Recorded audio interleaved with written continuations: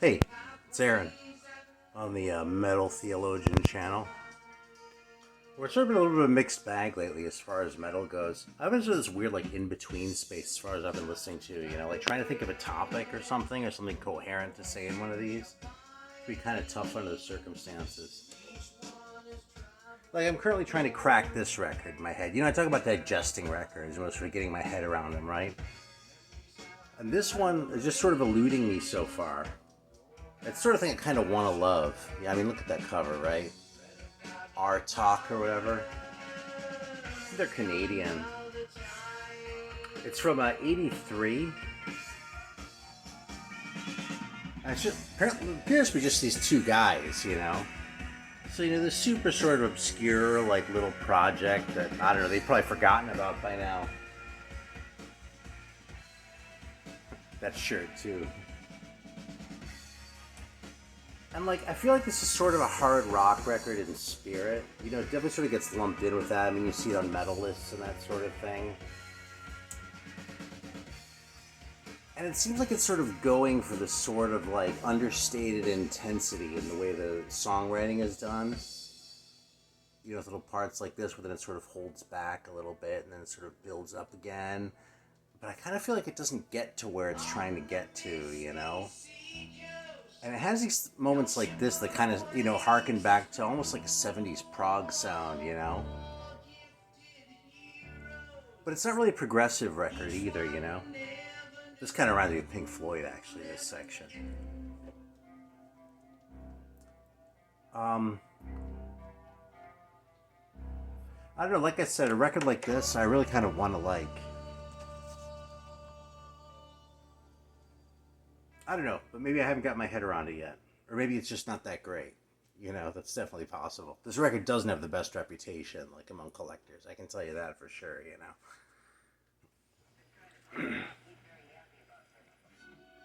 So, yeah, just two songs, really, too. It's like this sort of weird, like, thing at the end. It's almost like an outro. Yeah. This record, on the other hand, this is one I sort of got a while back because it's one of those I'd sort of heard about forever and just kind of wanted to. Chromie D hyped it on his channel, Chromium Dioxide Radio. And so eventually I just sort of bit. But this has sort of been a little bit of a creeper record for me. This is one of those where every time I listen to it, I like it a little bit more. And it's kind of cheesy. It's about as cheesy as the cover, right? Which is, kind of cheesy, but not like Striper level cheesy or anything like that, And it's like a little bit glammy. Definitely a hard rock album, but every time I hear it, I like the songs a little bit more, This is another one of those that kind of comes down to the songs as far as I'm concerned, And this one's just doing it for me. So yeah. 1982, this one. Address in Massachusetts. Lyrics printed on the back. And yeah, as far as I know, the first mission was also Squadron's only mission. But I'll tell you, I really like this record a lot. Like I said, every time I play this one, I like it a little bit more. So it's hanging out here, and by the end of the week, I'm going to absolutely fucking love it. I actually already do pretty much love it. Yeah, what else do we have here? So, yeah, this is another one I revisited this past week. I was actually hyping this to someone and sort of chopped myself in and pulling it back out. It was one of those. And this is the Attila record, which is Billy Joel and his old drummer from the Hassles, before the solo career. And first of all, I mean, that fucking cover, right? I mean, how could that not rule? But this record really smokes. I mean, this fucking thing pounds. And it's just the two guys, right? It's just the organ and the drums, like a Hammond organ sound. But he's beating on the thing, man. I mean, the singing is kind of crazy. It's like, he's belting the shit out like you never hear on his solo records. If you're expecting Just the Way You Are or something like that, you're not going to like this fucking record. This thing is heavy, I mean, the story that I read about this is that he heard the first Led Zeppelin record and it blew his mind. And this kind of sounds like that. But I'll tell you this, I don't know if there's another record in my whole collection where an organ sounds as sort of distorted and guitarish as it does on this record. And this is like 1970 or something like that too. So Yeah, great record, man. Kind of ridiculous liner notes on the back, which of course I enjoy. You know, it's an awesome piece, though. Yeah, here's another one actually that I kind of rediscovered. Another 70s one, actually. Fuck, let me find the enter for this. Every single video I've got to do this, right? Find one of my misplaced inners. So I moved a bunch of shit around right before I start these, and then, yeah, here we go. When I start talking and not paying attention to where I'm putting shit, everything turns into a big fucking mess. Alright, so this next one has, you know, top 10 bad name for your band. Okay, Charlie with 2 E's. You see that shit? Charlie. Like, how quick are you going to pass up on a fucking record by Charlie, right? I mean, Charlie is a bad name for, like, that fucking AOR band from the 80s. This is actually a little earlier than that. But Charlie with 2 E's is almost worse.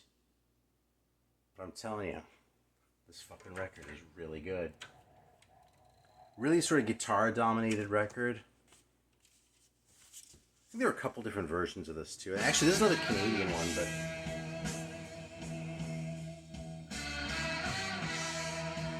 yeah, this is Wizard with 2 Z's. And I guess the driving force behind this record was this Walter Rossi guy. I don't know. Maybe he did something important at some point, but... I don't know. But yeah, just 3-piece band. Him and guitars and vocals and a bass player and a drummer. And it's just heavy. I mean, this feels like it has that understated sort of vibe to it too, but it builds up to something. So, yeah, I'll let this go for a couple minutes so you can sort of take it in a little bit.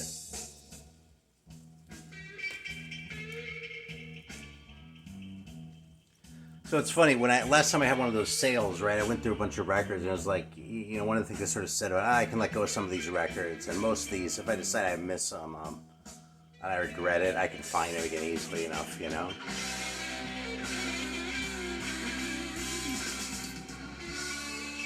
The one that was on the list was an Edgar Winter group record. And I actually recently saw a documentary on YouTube about Edgar Winter and sort of his career. I always kind of lumped him in with his brother Johnny in my head, you know what I mean?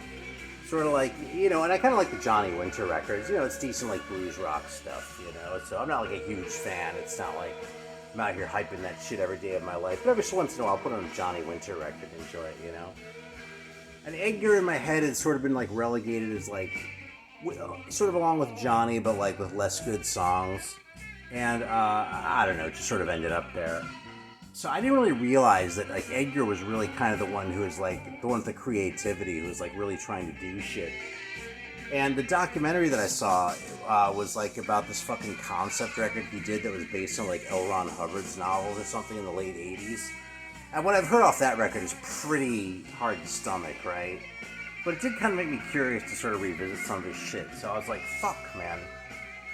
I knew I had a copy of one with Frankenstein on it because, like, my kid's band did that. Like, my older kid, when he was in band in middle school, they were doing that. So I was like, oh, I'll get the record with Frankenstein on it so you can, like, hear the original. You know, I ended up with a Chuck Mangione record for the same reason, you know. That's about where I sort of held Edgar Winter, you know. I held him in about as high regard as Chuck Mangione, which is to say not very high. Listen how good this fucking record is, by the way, too.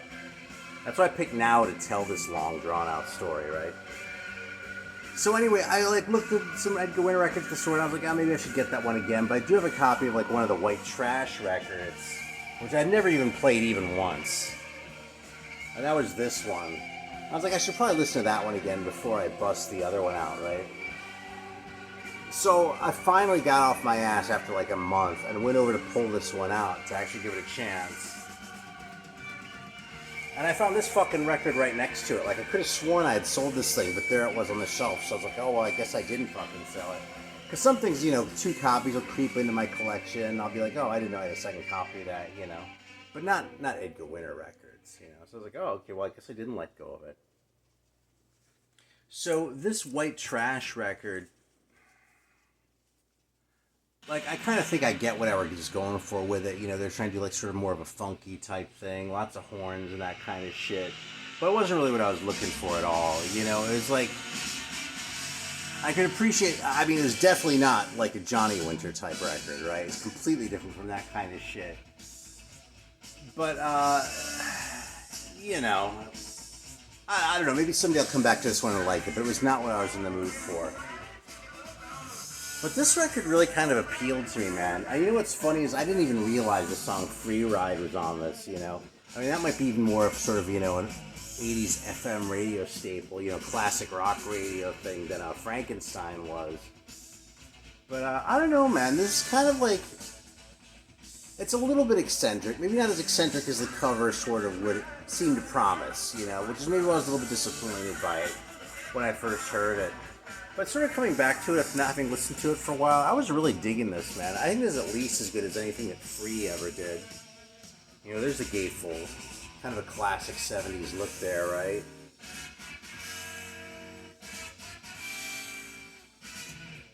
Yeah, 1972, and I don't know, man, this is just a really easy record for me to enjoy, you know? Like, I didn't mind the hit at all, like Free Ride. I was like, oh, this is kind of a good song, you know? But, like, where I'm not, like, hearing it every fucking day at in the jukebox in the bar is what I'm thinking. So maybe I spent a little more time than I needed to in bars, like at various points in the past in my life. But I'm not being like hammered with that fucking thing every day. It's really cool. Frankenstein, that's a pretty heavy song. Like any way you slice it, it doesn't matter that it's, you know, kind of overplayed. It's fucking really good, you know. I just overall, man, I mean, again, it just comes down to the songs for me, you know? I just like the vibe of this album. It's just kind of a fun listen. It has, like, sort of that right level of glamminess, you know? That's kind of what I was getting at before. It's not quite as eccentric as that, you know what I mean? It's not a David Bowie record, right? But it has this sort of weird sort of eccentricity about it. A little bit of sort of a weird sort of distance, like in a way the good glam does. And, you know, sort of a distance from the audience is what I'm trying to articulate. You know what I mean? There's a little bit of a strangeness to it that makes it feel just like a little bit, like it's a little bit standoffish relative to you. You know what I mean? And I really appreciate that sort of vibe that the record has, because it has that at the same time as it's an easy record to listen to. You know what I mean? Like that R-Talk record, that has that sort of standoffishness too, but it's kind of a hard record to listen to. You know, I've listened to that record like 5 times at this, maybe 6 times at this point. I still don't feel like I understand any better than I did originally. Edgar Winter record, like I can really sort of dig on that level, even though it sort of has that standoffishness, if that makes any sense at all. So yeah, I didn't think I like after making all these fucking videos that I'd come around like this far in and start saying, oh, I really like Edgar Winter, you know, but I kind of do, you know.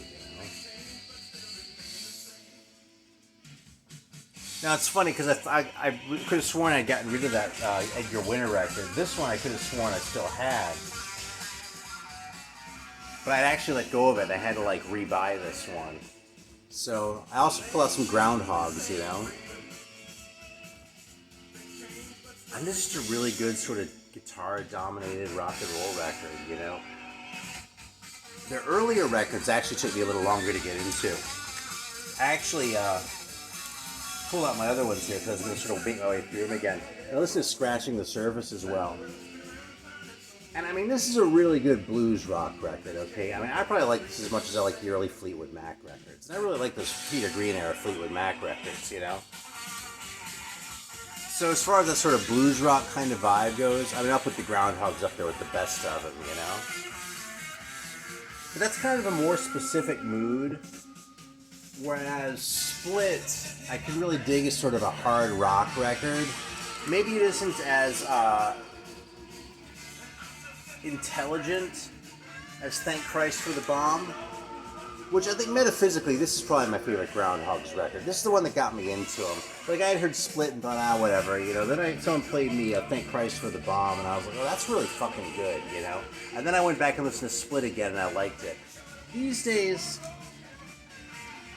this might be the better album, but this one might be the easiest listen out of their records. You know, as far as you can just put on and just sort of let it rock.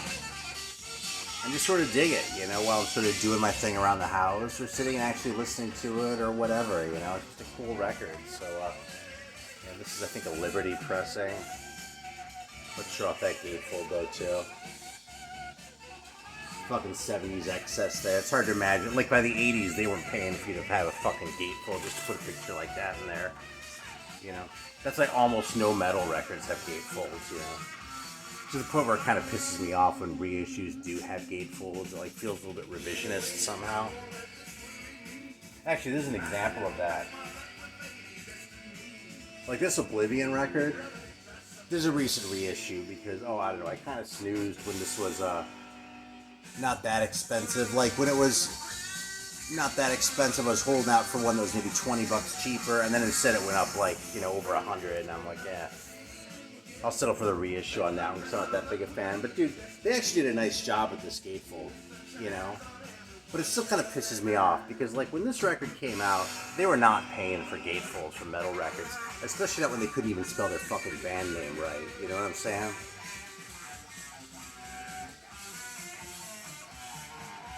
That is a cool record. It's not really sort of what I've been in the headspace for, which is why it's sort of been sitting here. But it's an interesting record. It's very technical, kind of heading in the direction of death metal, but still kind of more on the thrashy side, I think. I want to say they're from Quebec.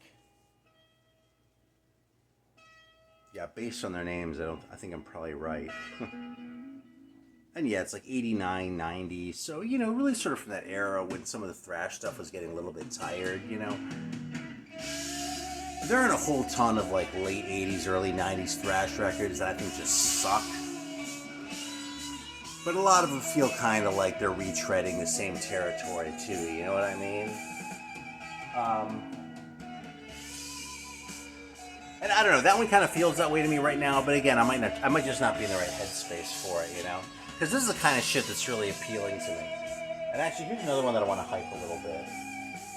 Because, you know, I talk a lot about how I like to buy records by label. I mean, I say I like to buy records. It's more like, I don't have an older brother who was turning me on to shit when I was a kid. And, like, the internet wasn't really a thing yet. So I had to, like, figure out other ways to, like, find shit. And one way was, like, latching onto a label like Noise or Combat or something where, they had this and this and this that I liked. So let's check out that and that and that. And maybe those would be great, too. You know what I mean? So, you know, I've been listening to, like, these rock records, like, from the cult rock classics ones that, cult metal classics that Grease has been putting out. And, you know, so checking some of that shit out, like Patriarch and Omega and Winterhawk in the last video and some of those. So I got a thing in the email saying that they were going to be doing a record by this band called Starchild soon. This Canadian band I'd never heard of before. So I went and looked to see if the original was cheap because, you know, why the hell not? So I actually think it's different recordings they're doing, but I saw they had put out this album and this copy wasn't very expensive. So I rolled the dice and fucking, how about that back photo, man? And, you know something? I love this fucking Starchild record. It's from 1978. It's not really a metal record yet, but it's heading in that direction. You know, it's probably, you know, from a heaviness standpoint, it's probably comparable to Charlie. But man,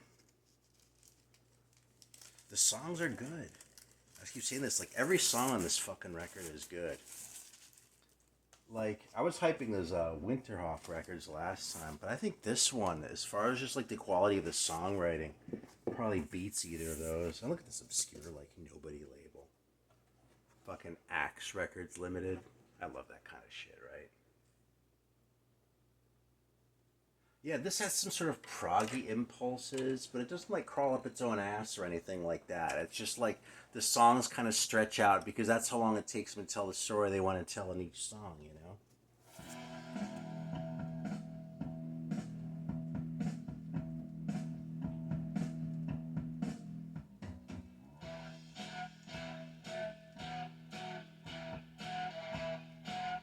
Shit about how it's sort of looking ahead to like the 80s metal, but it doesn't quite get there yet, you know what I mean? This came out the same year as Stained Class. If you compare it to that, Stained Class is the one that sounds like a modern heavy metal record, you know? This one, I actually feel like sometimes it harkens back to like, it made me think of Bang at times for some reason, like the first Bang record. but at other times it sort of looks ahead, you know what I mean? Definitely kind of a 70s sounding singer.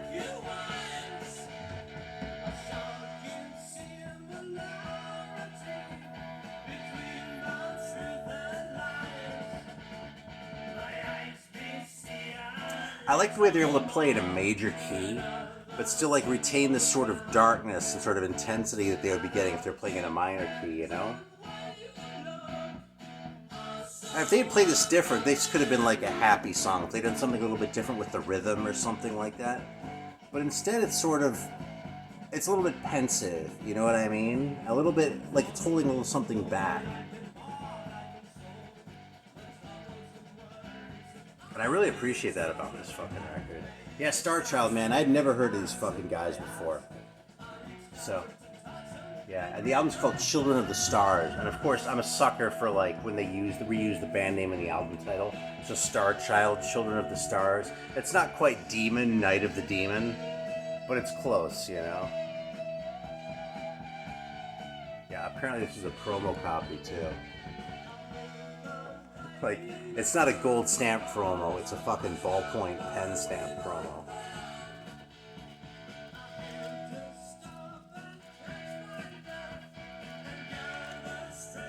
I've sort of been dabbling in a movie with other shit. Here's a random one, man. I fucking pull up the meters. Cabbage Alley of all records. Why this one? Why not? I haven't talked much about the meters in a while, man, but this is like good funky shit. And, this is one of the funk bands I didn't really appreciate until I got into jazz. Like when I was just into like the heavy funk shit, you know, like early funkadelic, that kind of shit, they're sort of more rockish. These guys felt, they were hard for me to relate to, you know. Once I sort of got my head around jazz and then came back and started listening to meters, I was like, oh, there's all sorts of cool shit going on there, you know what I mean? It's just not quite as crazy as in your face as like, you know, a funkadelic or maybe something like the Counts or I don't know, Chico Magnetic Band or something like that. I don't know who I'm trying to compare it to. The meters feel a little bit more like sort of a musician's band, you know. I kind of hate to say that because when I think of that, I think of like, you know, Yngwie Malmsteen and assholes like that who are just up their own asses, you know. These guys are not that. These guys are more just like really good musicians, you know what I mean? You could say a lot just by playing their instruments, you know. I wouldn't say this is an instrumental album or anything like that, but it's a really good album. Is it the best meters? Maybe not. When I got back into the meters, I sort of got in through the earlier records and it took me longer to appreciate Cabbage Alley, but this is what I reach for these days, you know? It's a cool record, so don't snooze on the meters, man.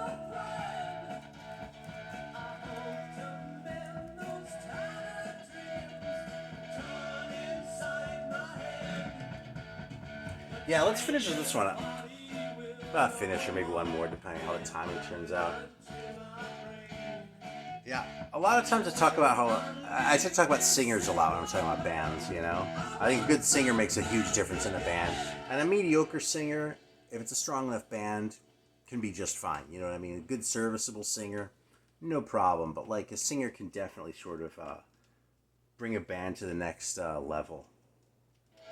And a lot of times singers who like people find annoying or grating or like eccentric, I'll come around and find a reason to like, you know what I mean? Like a strong accent or an unusually nasally tone or something like that. I mean, King Diamond is a great example of this, you know? By the time I actually like had gotten sufficiently over my religious upbringing that I could listen to Merciful Fate records and just like dig them for what they were, I pretty much loved King Diamond right away, right?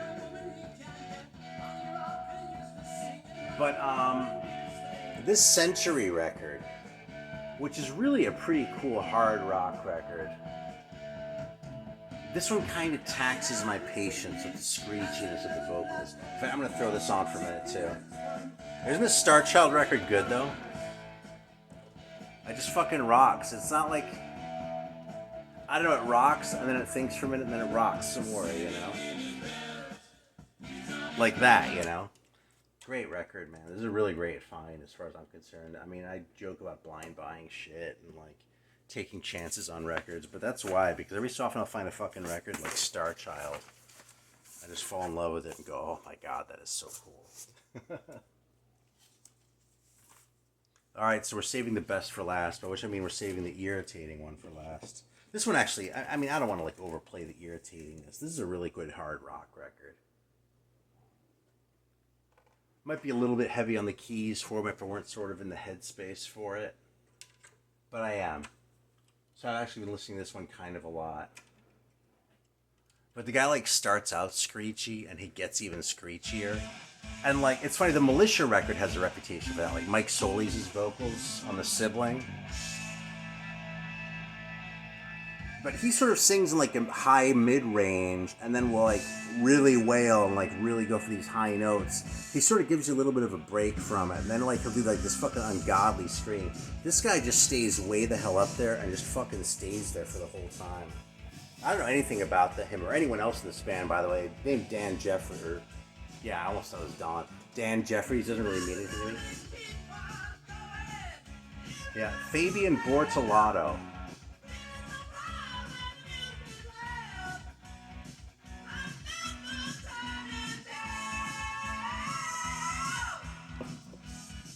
There's a pretty good rock groove there, you know? Not the heaviest thing ever by a long shot.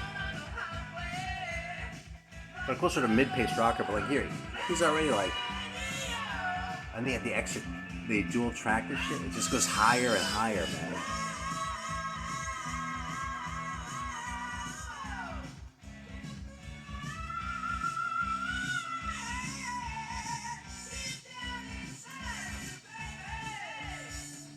And it's like there's no break. That's like all the vocals on this fucking record, you know? And I like an eccentric singer, you know what I mean? I like the kinds of... Generally speaking, if someone says...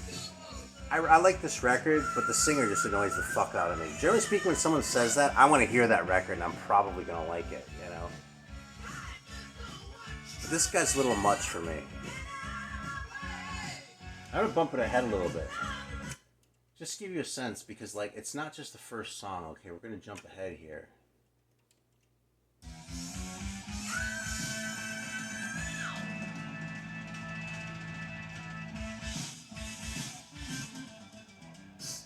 Oh, actually, that was the first song, or the end. Wait. Yeah, I missed a little groove there, so we'll just start the next fucking song. Ooh, my foot's falling asleep. God damn. Ooh. Alright, we'll adjust. Man, I'm getting older.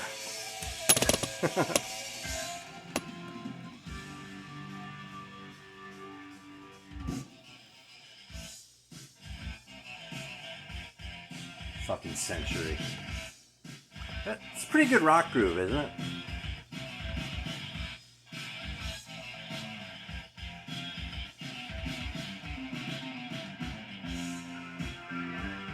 I kind of like that punctuated beat, you know what I mean?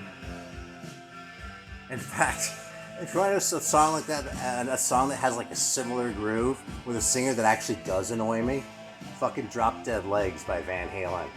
How about that?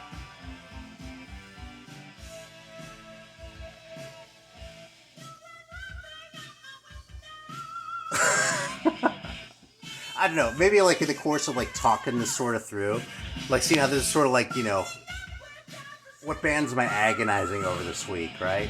I suppose this is one that like I've been agonizing over and kind of deciding maybe I actually do kind of love.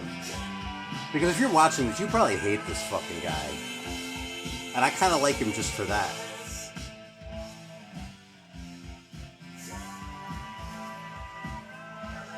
It's funny when the backing vocals are lower than the lead vocals, right? Usually it's the other way around.